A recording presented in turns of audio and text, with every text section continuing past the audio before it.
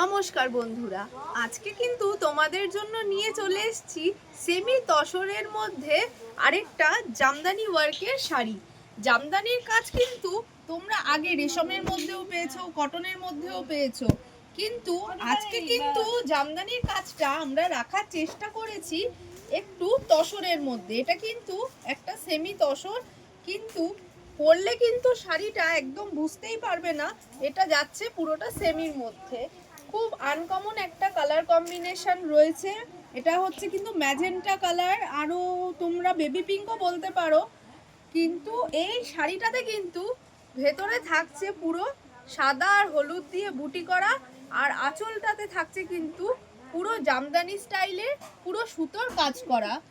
এই শাড়িটাতে কিন্তু তোমরা ব্লাউজ পিসও পাবে। এইটা কিন্তু থাকছে শাড়িটার ব্লাউজ পিস।